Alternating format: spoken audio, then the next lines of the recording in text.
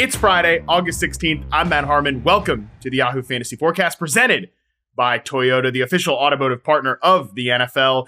And it is a hell of a day to talk ball. And I sincerely mean that because joining me to talk a little ball is a man who has been skirting this podcast, a man who has been, allegedly watching the Olympics. But all I know is he hasn't been in these continental United States. He's back. I've been pleading for him to come back to America, come back to his Chicago Bears, who are your quarterback is good. Your punter is even good. I mean, all things are looking up for Andy Behrens, who is joining me today. Andy, what's going on, buddy? Punter is crushing it. Torrey Taylor was the steal of the draft. No question about it. It's great to be back from suspension, from exile, whatever we were calling it. I did have a nice couple of weeks abroad, but hey, I'm here. There's no place I'd rather be. Well, I am happy to have you back. Sincerely happy that you are back on the program. And Andy, what a time for you to come back, pal. Because we are we are finishing Position Preview Week by looking at, as I said yesterday, totally on purpose said it yesterday, not accidental at all, not sarcastically at all, the glamour position of fantasy football. We are concluding Positional Preview Week here by looking at the tight end position, Andy Behrens. What an exciting time to be alive. As an Iowa honk yourself, you are kind of the expert to talk about this position with. But before we do that, I do have to let you all know that the fantasy mailbag is open for business the rest of August. Starting next week, at the end of every single show, that might be more of a threat than a promise, but at the end of every single show, we are going to be answering the pressing questions that you, the people, our listeners, have in your most important drafts. You can tweet at me at Matt Harmon _BYB. You can let me know that this is for the fantasy mailbag, but more importantly, better yet, you can send in voice and video memos to fantasymailbag@yahoosports.com. We already have some really great questions. I'm looking for more. I'm looking for better questions, okay? More not hyper specific, but really pressing hard questions. So there's already some good ones. We're excited to answer those starting next week, but please send in more. We're going to be doing this every single episode. But enough of that. Let's get to the topic at hand here, Andy Behrens, the tight end position. Oh boy, what a treat. I'm just going to throw this to you, Andy, just like I did to Dalton yesterday about the wide receivers. What's the overall vibe at the tight end position this year, and how much credit should you specifically be getting for Sam LaPorta's success? Are you the ruler of the tight end universe? Yes or no? That's a pod unto itself, actually. An argument can be made that I am, in fact, the one who made Sam LaPorta, that really created Sam LaPorta, and Kittle before him. It's not, that's not totally out of the question. Actually, I feel like the vibe at tight end, and it's always easy to feel like, you're managing your fantasy teams in some sort of unique time or unprecedented point in history. But the landscape at the position does feel different. One of the things, I'm an Iowa guy, so they were like, okay, when we write the tight end position preview, we got to give that to the Iowa guy. We got to have him on the pod and all that. And I appreciate it. It's fine. One of the things I wrote about is that the unique nature of this position historically, NFL history going back decades, there is always one tight end who is I think pretty clearly above the rest. We always have an obvious number one, and there's almost never any debate about it. You can, and this, of course, we're not talking like reality necessarily. We're not talking about all the things that a well-rounded tight end does. We're talking about like the receiving specialists. There's always one guy who is just clearly head and shoulders, no doubt about it, like almost a tier of his own player. You can tell the whole history of the position basically through like 10 or 12 guys. And, Kelce, Gronk before him, Gates and Gonzalez, Shannon Sharp, Ben Coates, Todd Christensen, Kellen Winslow. You can take this all the way back to like Mike Ditka. There is always a guy. And there's not, we don't have a lot of moments like this. And maybe this is a case where we're just in a transitional period because, Kelce turns 35 this year, and he's coming off a season in which we we did see a little bit of evidence of, whether you want to call it disinterest, age, whatever it was. He's a chief. They really care about January and February, right? They, sometimes perhaps we've already reached the point where the regular season can get a little rough for those guys. I don't know, but he wasn't like vintage Kelce exactly. LaPorta ends up leading the position in scoring.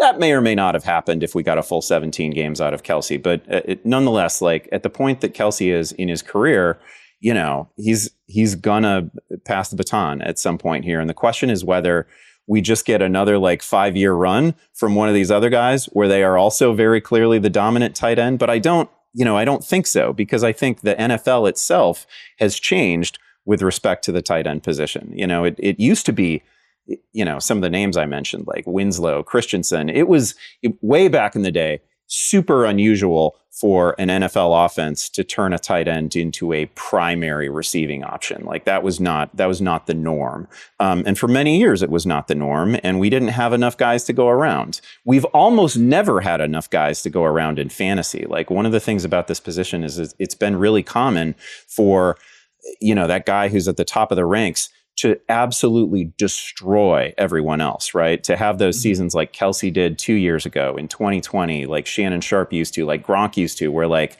they're doubling up almost everybody but like the top 3 or 4 guys. I don't think that's happening this year. We have a pretty rich first and second tier, in my view. I can suddenly come up with a lot of candidates to finish as the overall tight end 1. And it's just, I don't know, in my recollection, it's almost never been this way. That was an excellent breakdown, soliloquy, really, about the tight end position, Andy. I mean, Ben Coates, did not see a Ben Coates ref coming. Ben Coates' rookie season, by the way, was the year I was born. So incredible stuff there. You're right. You're welcome back, pal. I'm going to remind you about the fact that you're ancient. Now that you're back on the show here, welcome back to America. But no, you're so right about that there has typically been just this one guy at the position, and that's not the case anymore. Because if you look at Yahoo ADP, we've got Travis Kelce as a 26th overall player. We have Sam LaPorta as the 30th overall player. Those guys are very close. They're the tight end 1, tight end 2. There's actually a pretty decent gap to number 3. Trey McBride is the 48th player overall off the board. And if you look at our rankings, Andy, everybody that ranks for Yahoo, me, you, Scott, Dalton, Tara, everybody has either Sam LaPorta or Travis Kelce as the 1 or 2 tight end, except shock, Dalton Del Don, Mr. Contrarian himself, has Trey McBride as the tight end 1. So there is kind of a clear-cut 2. Like, and I'm curious, you have LaPorta number 1. I have Kelce number 1. Is it pretty much just at this point, here's my question to you. Sam LaPorta, 120 targets as a rookie last year. Do you think it is more likely that he has more than 120 targets this year, or more likely that he has fewer than 120 targets this year? There's not enough that's different about the offense to make me think that anything's going to radically change, right? He was super effective for them as a rookie. They kept him on the field all the time. They were, from week 1, we talked about this coming off the Chiefs game to start the season. Like they were running behind him on the goal line. They love him. So I don't see a healthy Sam LaPorta coming off the field very often. And so, I think he's very likely to end up in the same range. Like I do also think that last season was, if not close to the ceiling for Sam LaPorta. Like I'm not going to make an argument that Sam LaPorta is going to become like a 1,400 yard, 15 touchdown, vintage Gronk style tight end, but he does everything that most modern NFL offenses want you to do. And I don't think he's going to come off the field. So you give him 17 games, I think he can go over 120 targets. Sure. I think that's very much in play. Yeah, I think it's definitely in play. I would say that if he comes in at 115, I guess that wouldn't be a huge shock, but that also means that Jameson Williams really delivered on the promise that he has as a player and potentially even exceeded the expectations of fantasy drafters and really was more of the player that the Lions seem to be talking him up as. Whether they truly believe in their heart of hearts that he's going to be that guy, I think that's like a separate discussion. But I think there's more than enough room for Jameson Williams to have an impact on this offense while Sam LaPorta actually sees the same role that he had last year to potentially expands and grows on that. Now, I think it does really come down to Jameson Williams to me, because I think Amon-Ra St. Brown is not ceding targets to anybody in this offense. I think Jahmyr Gibbs, who obviously is dealing with a little bit of a hamstring right now, but I think he is due for a role increase as a pass catching back in this offense. So really, if Williams comes out and he's more than just a field stretching receiver, I think that it could end up being LaPorta that cedes a little bit of that intermediate work to Jameson Williams. But I'm not 100% confident that Jameson Williams is going to be that guy. I'm not 0% on it, but I'm certainly not 100% on it either. So that's where he comes down to me. And for the reason that I have Kelce at, and look, we're breaking ties here, but this is what we're doing when we're breaking down the first tier at tight end. The reason I have Kelce at number one is just because I still think when I look across this receiver room, I think it's improved. I think Xavier Worthy, Marquise Brown when he's healthy, and Rashee Rice in his second season is better than what they were dealing with last year in the receiver room in Kansas City. No question about it. But I also don't know that any of those guys are clearly a number one wide receiver that you can set and forget 130, 140 plus targets. I think Kelce is still the odds-on favorite to lead that team in targets, even if some of that comes more so in the back half of the year. Yeah, I don't blink when Kelce is the first tight end off the board. It makes total sense. Mm-hmm. He's coming off, if it's not unprecedented, like 8 consecutive seasons in which he's been a top 3 fantasy tight end. And like in 5 of those seasons, I think he's been the number 1 overall tight end. I mean, we just rarely see a run like this from any player at any position. So if your default is, well, until he completely breaks down, I'm going to have him as my number 1 tight end, I absolutely get it. And I think, you mentioned Dalton having Trey McBride as his number 1. Like there's a real argument for that isn't just a, hey, look at me, Dalton Del Don, I got another hot take for you. Like there's a real argument for it based on the production that we saw over like half a season. And we can stretch it down further than that. Like obviously, Mark Andrews has already had a 1,300-yard year. I don't think it would shock anyone if George Kittle had a double-digit touchdown season. And Dalton Kincaid might very well be the number 1 receiving option for Josh Allen. So you can tell yourself a story about a lot of these guys. I have no problem with defaulting to Kelce. I think that LaPorta and Kelce, for me, they're a tier of their own. But then there's another really close tier that's pretty rich. That's that has 4 or 5 options in it that I feel pretty good about. See, I have my first tier as, and again, this is not like previous years, and really it's a little bit against ADP because as I mentioned, Kelce and LaPorta are 26 and 30th overall off the board. There is a small gap down to Trey McBride as the 48th overall player off the board, and then Mark Andrews is the 57th player overall off the board. I actually think those guys are all one tier. The way that I look at tight end this year, which is super unusual, like you said at the top. Usually it's just been, okay, tier 1 is Travis Kelce. Let's start talking about tier 2 because I think all 4 of those guys. Basically, the way I looked at it is not only just from a projection standpoint, a raw volume standpoint, I've kind of seen you do it, at least for McBride and then the rest of these guys over a stretch of their careers. I also just looked at it as if Mark Andrews is the tight end 1 this year, I would be 0% surprised. If Trey McBride is the tight end 1 this year, I'd be 0% surprised. Everybody else after that, and we'll talk about Kincaid in a second, I do think there would be some like, oh, wow, that's a surprise tight end 1 overall. So for me, Andy, I'm curious how you've been handling Kelce and LaPorta, because if you view them as a tier of their own, I guess I would want to kind of do this guy or that guy in terms of other players in the overall rankings. I've ended up with a lot of McBride and especially a lot of Mark Andrews because I view their outlooks very similar to those 2 players, but they go almost 18 and then 20 plus picks after these 2 guys. The first thing I'll say about this is that, and this is another area in which 2024 feels different to me. Like historically, at least fantasy historically, in the fantasy era, the second tier at tight end is often a pretty bad idea. Because people get hung up on the idea that, oh man, I missed out on whoever. I missed out on Antonio Gates. I really wanted Gates. I gotta get, I want to have a top 5 tight end, except those guys who were like 2 through 5 weren't necessarily anything like Antonio Gates. Right. So then you're taking, all of a sudden I'm drafting Heath Miller or Chris Cooley or whoever in a range where I could be taking a great receiver. Heath Miller's the perfect name. Yeah. And those guys never, they were fine. They were wonderful NFL players, but they that they weren't anything like the number one tight end. They weren't anything like Tony Gonzalez or Antonio Gates or anything like that. So that like you get hung up on this idea that I got to have a top 5 guy, and then you end up taking somebody who's just absolutely not a difference maker when you could have had a pretty serious difference maker at another position.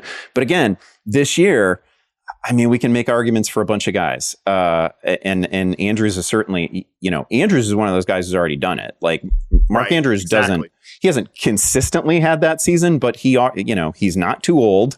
And he's already had a 1,300-yard season. And, man, that offense is awesome. And we think they're throwing a little bit more. And Mark Andrews just has to stay healthy, and he's going to cruise past 1,000 yards.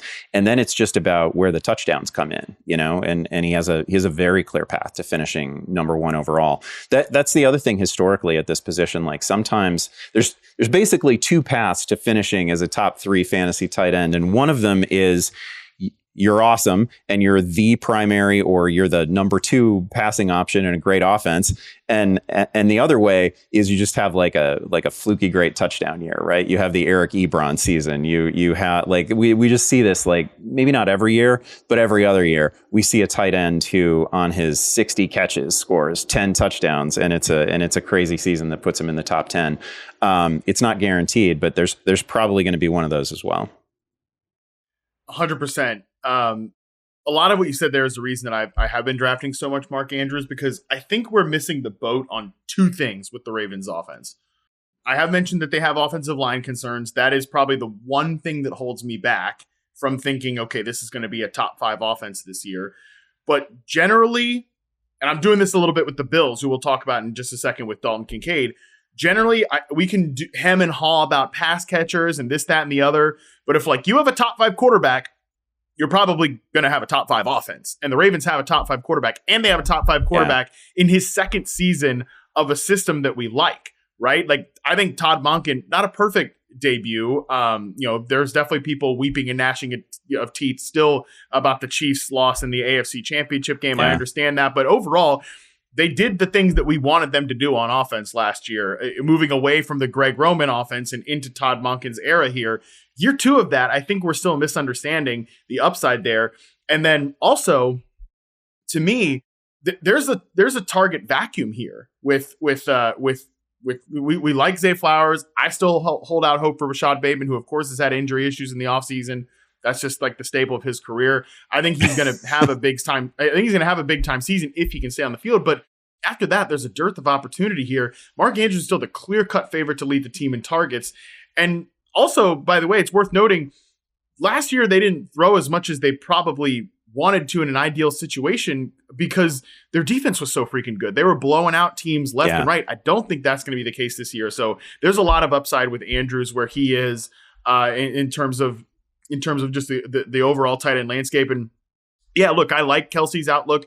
I like Sam LaPorta's outlook, Andy. But when I'm weighing Travis Kelce against names like Brandon Ayuk and Drake London and Cooper Kupp, I'm probably taking one of those receivers. When I'm weighing Sam LaPorta's name against, Nico Collins or even Deebo Samuel, Josh Allen is the QB1. Like, I think I'd rather have the positional difference maker at Josh Allen. Even like DJ Moore, I kind of think I'm taking the receivers and quarterbacks there. So I do end up with a lot of Mark Andrews as a result of that.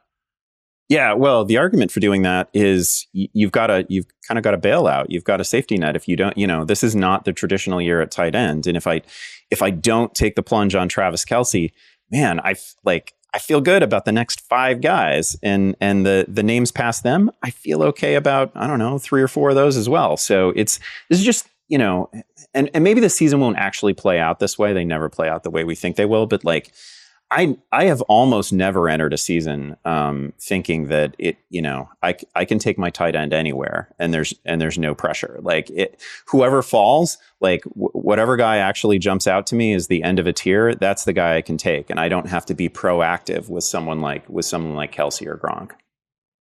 All right, let's take a quick break. When we come back, we'll jump into the next group of tight ends here, and I will ask Andy whether he thinks the tight end middle class has been restored. If you're a longtime listener of the podcast, this is something I've been campaigning for the last couple of years. We'll talk about that right after this.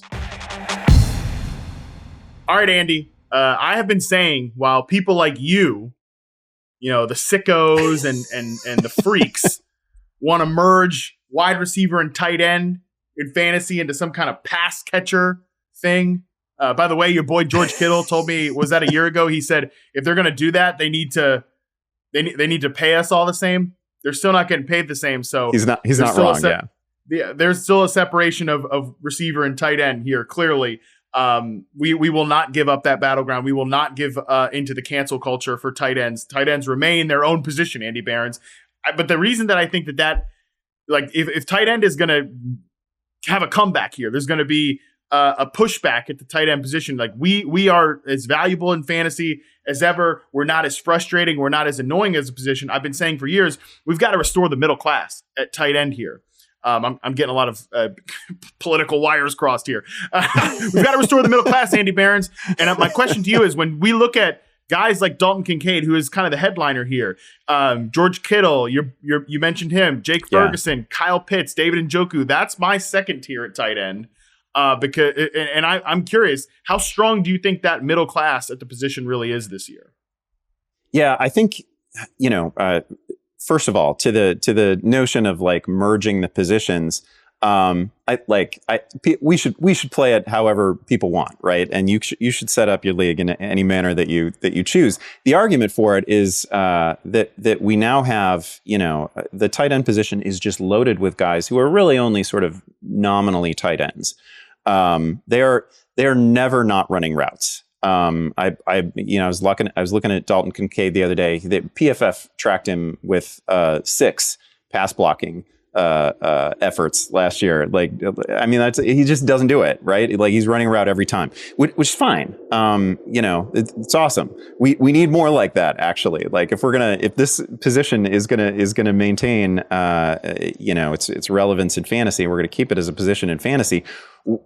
That's exactly what we need. We need we need more than 3 or 4 teams leaning heavily on their primary receiving tight end. And we have that now. So it's a long way of saying that. Yeah, I think the middle class has been restored, and I also think that several of the names you mentioned, they might not be the middle class at tight end. I think there's a really strong argument for Kincaid, and I'm a little surprised to not see Dalton Del Don make it. I think there's a pretty strong argument for him as a dark horse isn't even right. Like, as a candidate to finish as the tight end 1. We have over 240 vacated targets in Buffalo right now. He's a bit of an easy button for Josh Allen. Again, he's running a route all the time. They had great chemistry last year. The guy caught over 80% of his targets last year. It was almost a fluky low touchdown total. Yeah, I think Kincaid is somebody. Number one, I think he has a chance to finish top 3, if not number 1 overall at the position. And number 2, it's super easy to pair him with Josh Allen, because you don't have to draft Kincaid in the range of LaPorta and Kelce and maybe Mark Andrews. Like, he's gonna go later. So if you're somebody who's targeting Josh Allen in round 3, you can get Kincaid in round 6, round 7. That's a thing that happens all the time, and that in my mind has a chance to be one of those like QB receiver pairings that helps you win a league. So I love that option. I also feel, and this is, I was looking at my ranks relative to everybody else's ranks, and I think I'm pretty chalky at tight end. Like, I just think the general sort of top 12, we all kind of look alike, and the guys are in slightly different places. But I really do think that there's this trio of tight ends, and it's Kincaid and Kittle and Kyle Pitts. And that might be one of the pivot points in drafts this year, where there could end up being a very right answer from that group. And, it's one of those things where the other guys might be fine, but one of them breaks out in an absolutely sensational way that carries you to a bunch of weekly wins. I think that's really possible. And for me, I probably shouldn't admit it as an Iowa guy and a longtime Kittle zealot, but I've got Kincaid a little bit ahead of him. Okay, I like this. Before we open up the Kyle Pitts, Pandora's box there. Let's stick on Dalton Kincaid here for a second, because we both have him as our tight end 5. I do think there is a tier drop from Andrews to Kincaid. I view these guys differently, and I want to talk through that sort of break there. But I will say this, that he is, like I said, my tight end 5.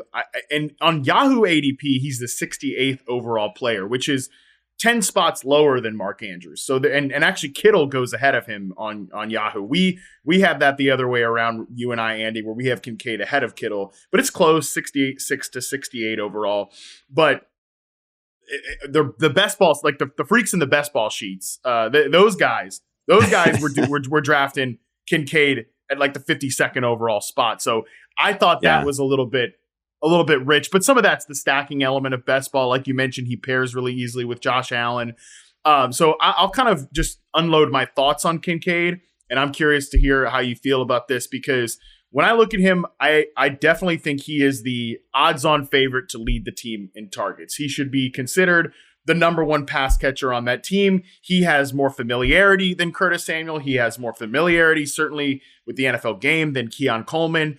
I think, how often is he going to take snaps away from Khalil Shakir? I think that's an interesting discussion, because Kincaid last year ran a route from the slot on 60.6% of his routes.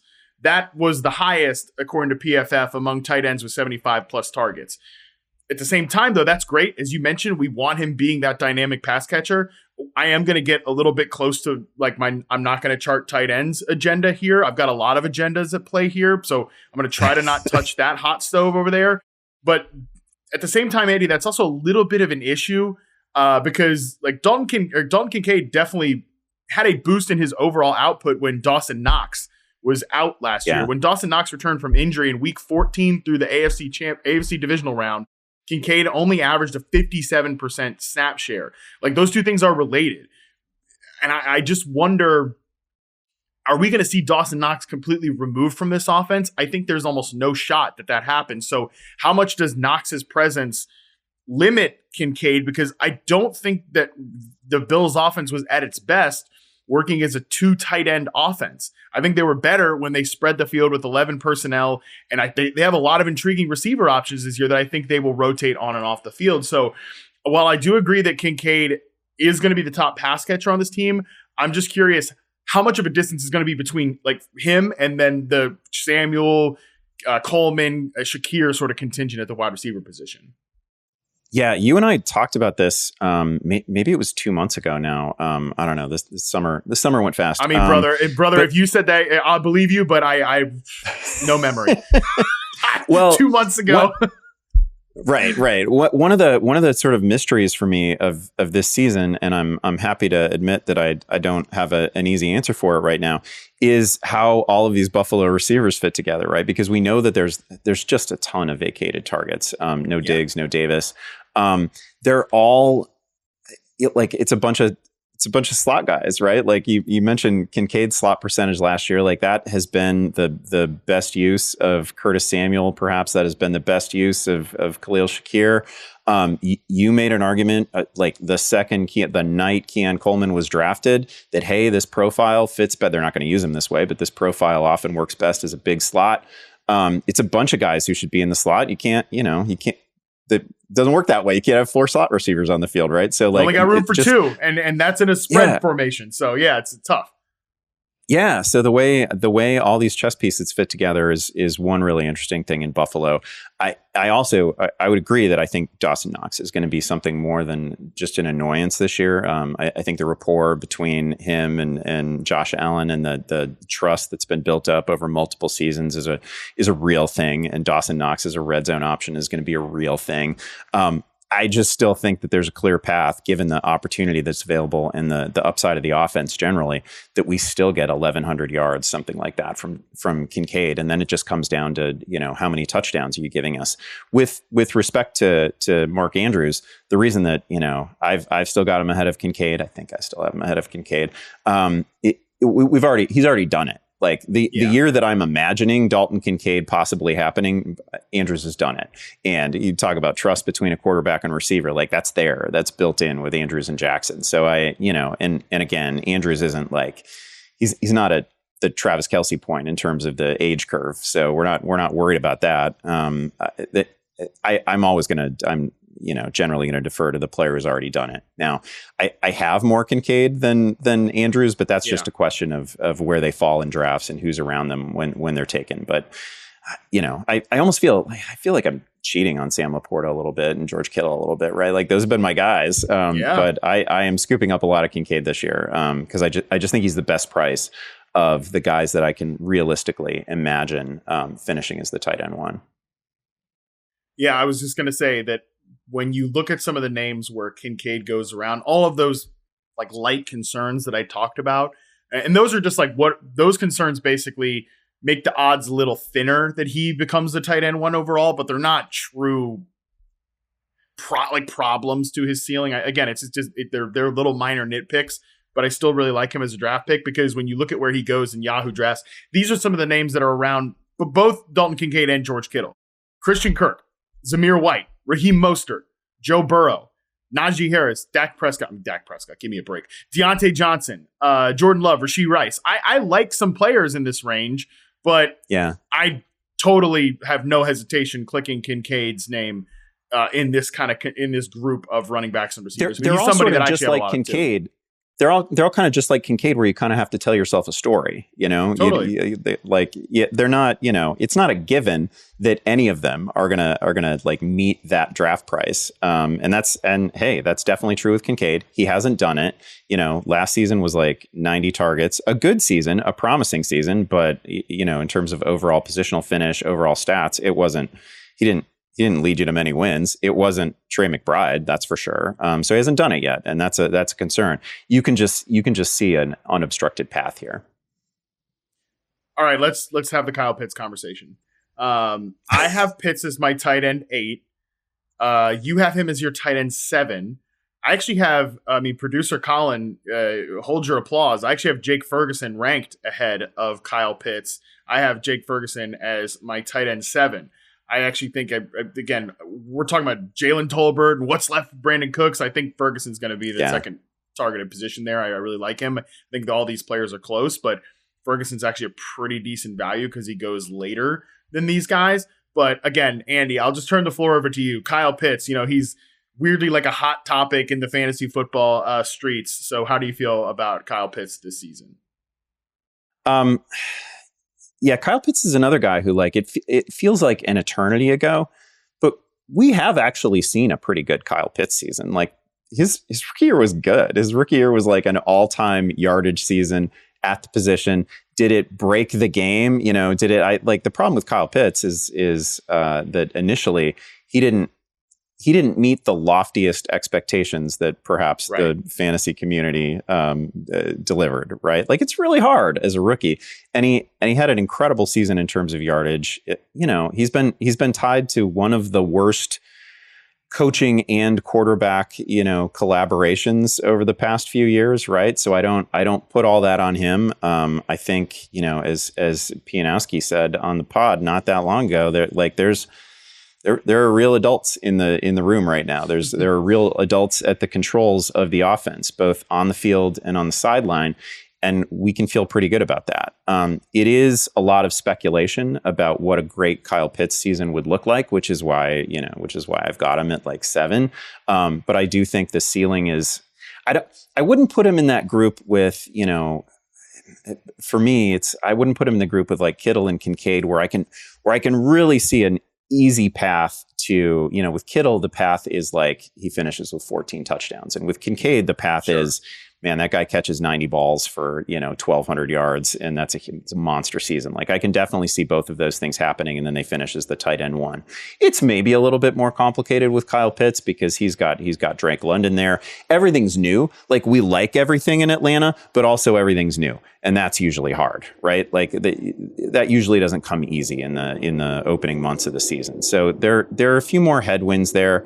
He's not had the monster season before, but again, that's not on him. That's quarterback play. That's coaching. That's a lot of things. So I've got him at 7. I don't mind taking him.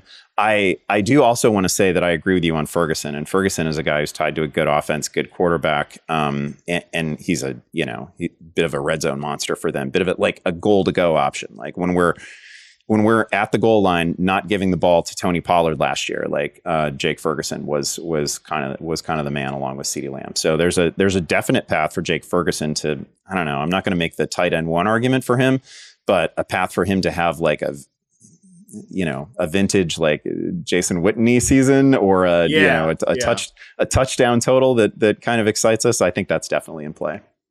Yeah, and Witten was that classic kind of the Heath Miller guy you were talking about earlier. Witten was a little bit better than that at times of his career, but he was very much like all right, let me hit a double at this position. But you were paying like a 5th round, 6th round pick to hit a double when you really wanted the positional sacrifice you're making there, running back and wide receiver, can end up being the opportunity cost is not great.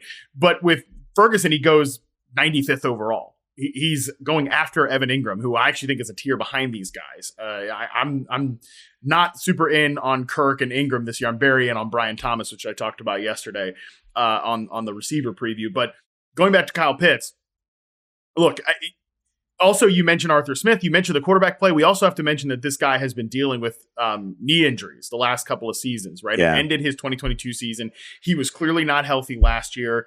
He came on this podcast, crazy, this feels like 1,000 years ago, but it was only last year he came on the show and talked about, like, literally that morning he had posted, like, I was all cleared, from the MCL and everything like that. And we assume when players post something like that it's like wheels up, like, he's all good. But then at the end of the season, Kyle Pitts posts that he actually was just thankful to make it through that season. When he was not completely healthy, it was a more complicated knee injury. So it's always a great reminder that we just do not know what these guys are dealing with. We do not know what they're going through. It's just always something to be mindful of. And we're like, man, this guy, he looks terrible or whatever. I always talk about this when I'm charting players. The 2 hardest things to know is 1, age cliffs and age curves, talk about all the time. And 2, is the data tainted by an injury, right? We just don't know that because a lot of this stuff we're never going to find out about player injuries. The injury report, like, screw the injury report. It's not a Bible. It's not an infallible document. It's very. We know they're playing games with this thing, as they should. Like, this is these guys' body and all that. And Kyle Pitts, I think, is a great example of that because I think you watched him last year and you could tell he just wasn't 100% from a movement perspective. That begs the question, though, Andy, is that going to be fixed this year? This is the unknowable part when we talk about, like I say, with reception perception, when a player's data is tainted by an injury, well, is that tainted in the previous season? And is it going to just be fixed going forward? Like, you literally have no idea whether that is going to be the case or not. That is purely guesswork. So there is some risk of that with Kyle Pitts. The one thing I would just say, too, I know this got a lot of attention of, they're having him play wide receiver and tight end. I mean, he's been doing that forever. Okay. You go back to that rookie season when he had 1,000 yards, he was lined up out wide on 34.2% of his routes, according to Pro Football Focus. He was in line on 21.8%, like as a true tight end. That was actually fewer last year. He took fewer passing snaps as an out wide tight end, 14% last year in Arthur Smith's final year with the Atlanta Falcons. So I think we're just hoping that the offense in the ecosystem is better. The offense in the ecosystem is better with the Atlanta Falcons this year. But from a deployment perspective, I would like to see Pitts used more as a slot and true tight end as opposed to some of this receiver stuff. I think that would actually help him be more of a matchup advantage as opposed to outside as an X receiver. Yeah, I think that's a really good point because that's obviously one of the keys to Travis Kelce's fantasy value. It's really hard as you think back through the history of great receivers or great receiving tight ends. They all are that, kind of described it with Dalton Kincaid this way.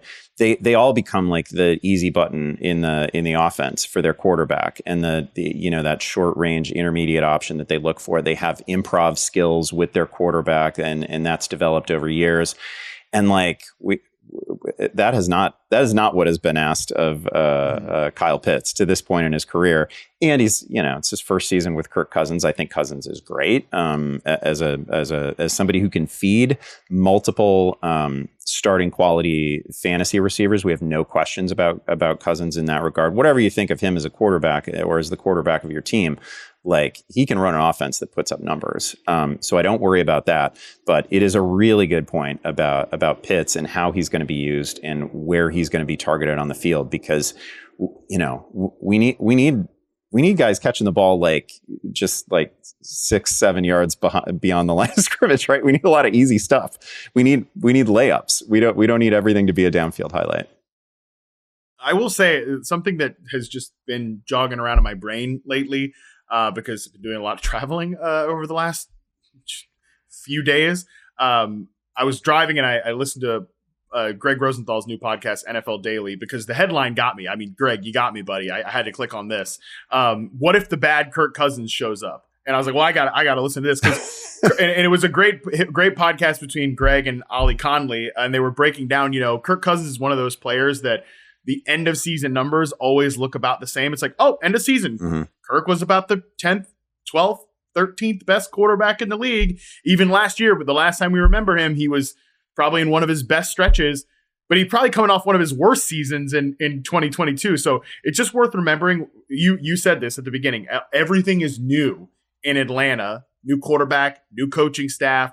Even if some of the players mostly are the same around those guys, Kirk is a streaky guy. Even if we view him as this steady Eddie quarterback, I thought that was a good thought exercise and something that I'm mentally preparing for. If we're on this podcast, Andy, in week 1, week 2, week 3, and people are the mailbag is full of what the F is going on with the Falcons, what the F is going on with Kirk Cousins and Kyle Pitts and Bijan Robinson, blah, blah, blah. Like, Kirk is a bit of a streakier player than we think, and this might take a little bit of time to coalesce. So just one thing I want people to remember when we're talking about Kyle Pitts and any of these guys. Last player I want to talk about here in this tier, David Njoku. I'm curious how you view Njoku.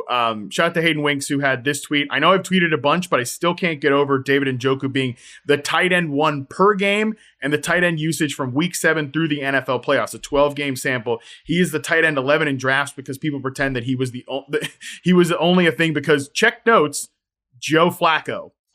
Love this thought. David Njoku is a baller. He's like a freaking.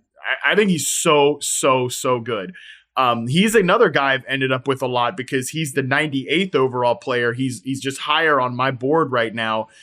He's the tight end 10 on Yahoo. And I actually think he is the last player in this tier before we get into a group of players we'll talk about in a sec, but I don't love picking from.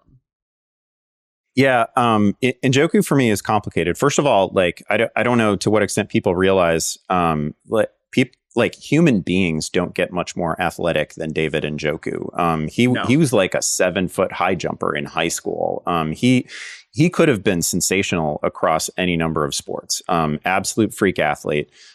He was tremendous last year, particularly in the second half. They paid him. They know what they have in David Njoku. I think he's great. My concerns, and I've actually drafted David Njoku like a couple times this week, so I'm certainly not out on him. No part of me trusts Deshaun Watson, totally. and that is what we're dealing with. Like again, Deshaun Watson had over a small number of games the exact same season last year that he had the prior year, and I don't see a lot of reason to hope that he's gonna suddenly turn back into like the 2019 Deshaun Watson. So that is the big worry. Like almost every tight end that we have ahead of David Njoku, I feel much better about the quarterback situation. But I will say that Njoku also a really important box to check at tight end fantasy wise is this player the first or second option in the passing game? Because we don't see a lot of like tight ends who are like the number 3 or number 4 receive. Like I could make a case for you for Noah Fant, or I could make a case for you for like any number of guys who are kind of down the ranks, Parkinson, Kate Otten, whatever. They're not even close to like the first or second option in the passing game. And whatever you think of them, and or however many routes they run, it doesn't end up mattering because the targets aren't there for them. And Njoku is like the last guy who checks that box. And there's some other guys who are close, right? Like Dallas Goedert is really close, and we don't know what Brock Bowers is going to be yet and all that. But Njoku, no doubt in my mind, is one of the primary options in that offense. I just wish I liked the offense a little more. I know. Anytime I want to get excited about the Browns, and the football thought experiment of what is Ken Dorsey going to bring to this offense from spread concept perspectives. I really like Stefanski as a play caller. I think that molding, that blending can be really good there. The receiver room is pretty deep. I'm not the biggest Jerry Jeudy fan in the world, but I do still like Elijah Moore. I think Cedric Tillman's an interesting player. Amari Cooper's played the best football of his career in a Cleveland Browns uniform. And Njoku is a beast, man. I love Njoku. I think that's a pretty deep group of pass catchers. I just generally, my rule is don't go too far down the pecking order of a potentially deep pass catching core with a quarterback I don't trust. That is my hang up there. But again, Njoku's the 98th player overall off the board. Like if he was the 60th overall player, I would be like, hell no, we're not doing that. But I do think he goes at a pretty decent value there. So I've been in on taking Njoku where he goes, just because I think he's the last guy of this tier. But on that note, Andy, before we take our final break, let's just talk through the next group of players here. And I'm just curious, guys you're targeting, guys you're not, sort of in this next range. And I will throw you Evan Ingram first, just because he's been a tough one for me. He's not been a player that he usually goes earlier than I want to take him. But are there any guys in this range that you like? Any guys that you don't like taking, sort of from tight end 10 to 20, because it's all one big group? Yeah, I don't usually wait this long. I've had a couple of, and this is whatever. There's never been a year like this where I actually feel really good about like the top 10 tight ends. So you can wait a long time and still get somebody that you feel pretty good about. But I don't generally let it get to Bowers, Schultz, Freiermuth, Musgrave. It's happened. I've done it in a couple of best ball drafts, and then I just end up throwing numbers at the tight end problem, right? Like then I've got Musgrave, and I've got Kraft, and I've got Fant, and I've got like all these guys who are probably going to have each of them like 2 good games over the course of the year. And like, I don't know, that's probably bad roster management, but I have let that happen a couple times, but this is not generally where I shop. So I think there's it's fine, by the way. I think it's not to interrupt, but I think it's fine in best ball, fine to do that. But like redraft, you're not getting attached to any of those players. Plus, you don't want to spend free roster spots on the tight end. Yeah. You can't do that in a season-long league that you have to actively manage, because fine, I think Luke Musgrave is going to have 3 big games this year. You're not going to be able to determine in advance when those 3 games are going to happen, right? So it's just, as a practical matter, it's just really, really hard. And I do think it's almost a cliff after let's call it Goddard, maybe Bowers, and Njoku.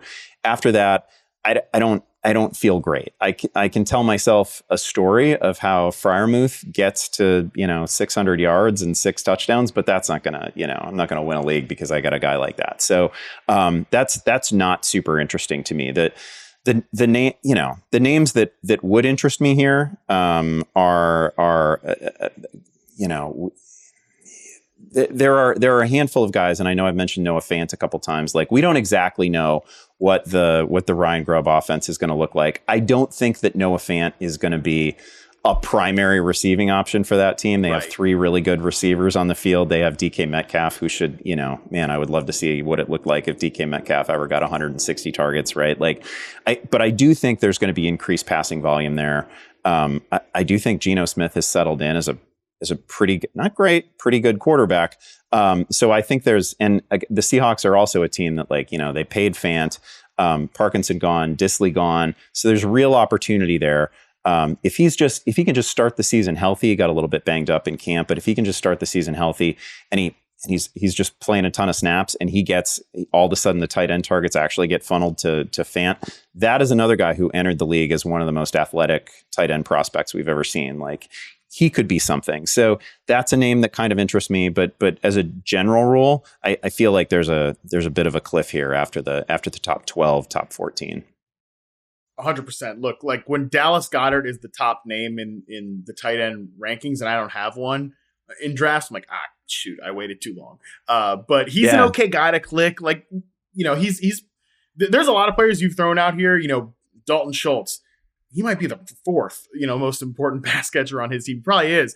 Brock Bowers, he's going to come in maybe a distant 3rd behind Devontae Adams and Jacoby Myers. Luke Musgrave. We're trying to talk about all these Packers receivers. Yeah, don't forget, Luke Musgrave is hanging around here. Dallas Goedert at least probably is the 3 he should be the 3 on this team. I think he's the 3 in terms of receiving targets, all that stuff. But he's interesting. The guy and look, TJ Hawkinson's maybe a name we should just say real quick, because his is just all of the health thing. We haven't talked about him yet, but we just don't even know when he's going to play. He's not been a guy I've been drafting. He's just stuck at tight end 15 on my rankings, just because At some point he'll play, right? You know, at some point he'll play. I have no idea when, but the guy I've been gravitating to if I don't want to take Dallas Goedert is Pat Freiermuth. You're lower on Pat Freiermuth than I am. I'm curious to hear why, because when I think about Freiermuth, one, I think he's a good player. He's a good football player. I like him as a tight end. We're looking for a number 2 pass catcher in Pittsburgh's receiver room. You ain't gonna find one, all right? Van Jefferson, you know, Roman Wilson, all these guys, like an injured Roman Wilson. None of those guys are a number 2 pass catcher. I think Freiermuth could be. I think there actually will be weeks when Freiermuth out-targets George Pickens. I think those will happen. And he's like a traditional tight end, you know, in the slot on 48.9% of his routes, in line 43.4%. You know, he's not really a blocker. Darnell Washington is going to play a lot. I think he's going to be an Arthur Smith player, no doubt about it. He's basically, you know, he brands himself as the 6th offensive tackle. He's going to play a lot, but I think Freiermuth is going to get a lot of work as a tight end in this offense. So he is someone that, look, I don't love going down the target pecking order in Pittsburgh with Russell Wilson and your boy Justin Fields, but I do like him as a late round tight end bet. Yeah, I'll admit that Freiermuth and the Steelers offense generally could be a blind spot for me, because I don't love the pieces that are in place, right? And I also have I'm not as high on Pickens as many people are, right? I think he's pretty limited, and he's just one of those guys who, like, if you just like cut up the best plays from George Pickens, you would say, oh my God, this is Calvin Johnson. This is the best player in the league. But like the play to play game watching with George Pickens and like what he's been asked to do is just not. I don't know how it's going to sync with Russell Wilson. I don't have any George Pickens, which is really saying something because I have drafted a fair number of teams to this point. But I will say Freiermuth might actually be the number 2 option in this passing attack. I don't love the passing attack. I have serious questions about both the play calling and the people who are whoever's going to be running this offense. It's probably Russell Wilson. I thought he had a super weird season last year. I don't think his coach really trusted him last year, and I don't know what it looks like going forward. So I've been generally out on the Steelers offense, and I think my rank on Freiermuth reflects that. But I could absolutely be wrong, and it could coalesce, and he actually could end up as, you know, number 2. I don't know. There's a route for Pat Freiermuth to lead that team in targets, even if George Pickens is healthy. That probably shouldn't be shocking. And so, maybe you've exposed a problem with my rankings, and I'll have to think about it. But I just I can't get to a place where, you know, any dart throw I want to make at the tight end position, or any total flyer I want to take at that position, I want it to be on a guy who, if we get his 99th percentile outcome, it's a sensational year. Yeah, or sure. Or he's somebody who has like 3 or 4 blow up games during the season. And I just can't quite get there with Freiermuth. I can get to a place where I think, oh yeah, maybe that guy finishes with 750 yards and 6-8 touchdowns. And that's a really good tight end season that probably finishes inside the top 10. But again, it doesn't win you many weeks, and it doesn't win you a title. Totally fair. And also totally fair, Andy. When I was talking about you behind your back on the podcast when you were in Paris, and I jokingly said, Andy, come back to America. Caleb Williams is good. Your quarterback is good. I asked Scott, do you think Andy's even watching? Can you watch preseason football in France? Which, of course, I know you can. International game here, folks. We're growing the game. Let's go. Let's get it. But I also was curious, if you, in fairness, after watching the Caleb Williams preseason cut-ups, if you maybe took a little gander at your boy Justin Fields and just kind of had that feeling of, whew, glad we're not doing that anymore. Yeah. Glad we've got something going on here. So yeah, I get it. If there's a blind spot for you in Pittsburgh, there could be just a messy quarterback rotation all season long. But you mentioned really trying to hit a home run in the late rounds. We're going to take one last quick break, and when we do, we will reveal our biggest deep sleepers and late round targets at the tight end position right after this. Let's toss to our keys to winning, presented by Toyota, the official automotive partner of the NFL. For the month of August, we want to help you with keys to winning your drafts. Andy, there may not be another Sam LaPorta. I'm not going to sit here and say who's the next Sam LaPorta, but I am curious, who is the tight end worth targeting later? And we're talking later, not any of the guys we talked about in the top 12, 14, whatever. In your fantasy drafts, it could be a potential plus of the position. Who is your deeper sleeper at the tight end position to target this year, Andy? Okay, I have to tell you that in a normal season, I would not recommend that people draft like a second tight end or draft a like a what if tight end, somebody to stash on a bench in case they pop. But we have one this year, and for me, there's a very clear name here, and it's Isaiah Likely. I was biting my tongue a little bit when we were talking about Mark Andrews, because listen, it can be argued that one of the best plays in football last year was a pass attempt to Isaiah Likely. Last year, his passer rating when targeted was 147. He was great. As soon as Mark Andrews went down, it was pretty seamless. The highlights were great, right? Like it was nothing to see Isaiah Likely haul in a one-handed catch and break a couple tackles and get 25 yards after the catch. Like he was a highlight machine. He did some simple things. He did some really complicated things. And so we've seen it over a long stretch of games, over like a 6-game run. Like you put together, you take the games that he played when Mark Andrews was inactive at the end of the regular season. You extend those out over a full 17 games. You're looking at over 900 receiving yards and 14 touchdowns. So like we don't have to speculate on what it might look like if Isaiah Likely gets really involved in the Ravens offense. We know it, and it's sensational.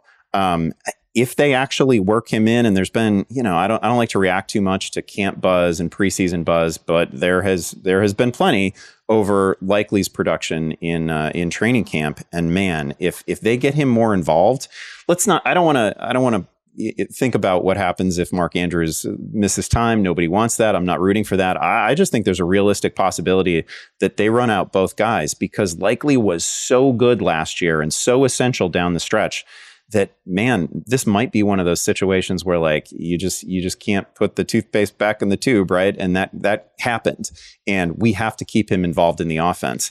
I think if we do get the scenario where something happens to Andrews, he misses time, Isaiah Likely is a set it and forget it top 5 fantasy tight end. We've already seen it, so he's my guy.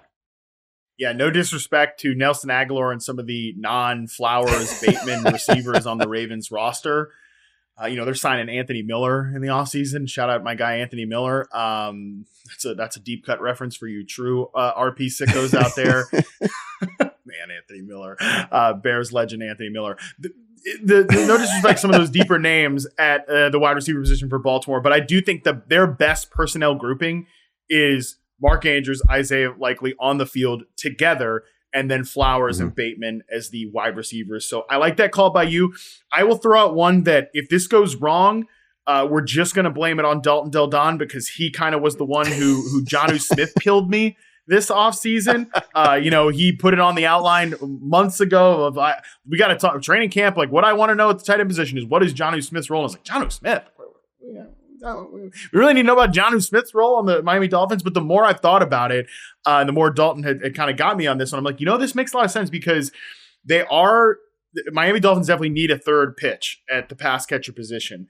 Tyreek Hill's awesome. Jalen Waddle's electric when he's healthy, but they need somebody else. I don't think that somebody else is going to necessarily be Odell Beckham Jr. I love Malik Washington. I'd love the answer to be Malik Washington, but he's a 6th round rookie. Could the answer just be Jonnu Smith, who, yeah, it irritated you Kyle Pittsburghs last year that Jonnu Smith was involved in the Falcons offense, but I hate to say it, those plays were really successful, okay? Jonnu Smith's plays were good with the Atlanta Falcons last year. He averaged 7.3 yards after the catch per reception. If there's any offense in the NFL that wants to make use of yards after catch per reception players, it's the Miami Dolphins offense. So the more I thought about Jonnu Smith, I got him for $1 in the salary cap draft at the Fantasy Football Expo, the Kings Classic. And I was hurting at the tight end position. I also took Isaiah Likely too. I'm just trying to cobble something together. But I feel like, is he going to be a top 10 tight end, a true breakout? Probably not. But is he going to give you some big weeks? I do think Jonnu Smith can do that. Yeah, I really like that call. And Jonnu Smith strikes me as one of those guys where there's such a disconnect between what like actual NFL coaches think of Jonnu Smith and maybe what fantasy players think of Jonnu Smith at this point, because he became such a nuisance for a variety of reasons last year. He never, when he first got hyped years ago, it didn't really happen for him, and now most of the fantasy community is over him. But man, like real life NFL coaches love that guy, and you're so right that they need a third option in the passing game.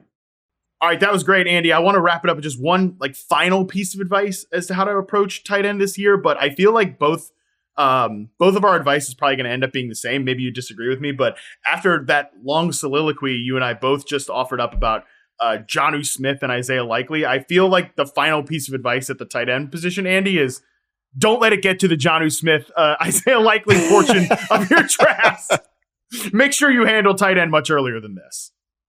Yeah, I want to be clear that I think Isaiah Likely is just a really interesting flyer. That's not somebody I want to roll out there necessarily in week one. But the good news at tight end, again, I think there's 10 or 12 guys that I can feel pretty good about and I can tell myself a story about. Some of them, maybe half of them, have the capability of actually finishing as the overall tight end one. Love it. All right, that is going to do it for the tight end position today. What a program on the true glamour position of fantasy football. What a way to come back. What a way for Andy Behrens to reintroduce himself to not just the Yahoo Fantasy audience, but truly the United States of America. I mean, that was a hell of a way to do it, Andy Behrens. Shout out to you.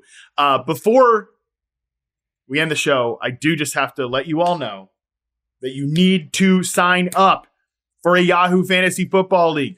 Right now, if you listened to an hour-long podcast about tight ends and you were jotting down notes in the Jonnu Smith and the Isaiah Likely put you 7.3 yards after catch per reception for Jonnu Smith. Okay, don't draft David Njoku. Instead, draft Isaiah Likely. If that was you, and it was clearly, obviously, you need to sign up for a Yahoo Fantasy Football League right now, right this second. But if that is not enough of a reason, I will give you one more.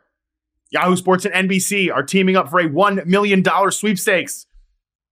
That's awesome. Here's how you enter it. You sign up for that private Yahoo Fantasy Football League and you draft your team. Boom. You're going to do that anyways. You're going to draft Jonnu Smith. It's going to be great. Now, if any of those players, not Jonnu Smith, but if any of the players you start score a touchdown in the week 1 games on NBC and Peacock, you are going to earn bonus entries into the sweepstakes. Each person, each human being can earn up to 8 entries, 1 just for signing up and up to 7 more for touchdowns scored in the 3 games. Deadline for entries, September 5th. That is rapidly approaching, so no pressure. Visit yahoo.com/fantasymillion to join.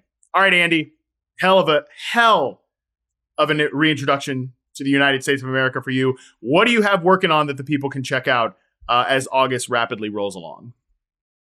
Well, again, have the tight end preview written. We've covered most of that material already. That's up right now. We did it again. We did a super flex mock draft this past week, and I've got a write up coming on that. Nobody roasted. Maybe a little bit of producer Colin roasting, but not a lot of roasting there. Got a super flex mock draft write up coming up next week. Can I just say, because I'm not going to be on the spoiler alert, I'm not going to be on the Mock Draft Monday episode for that.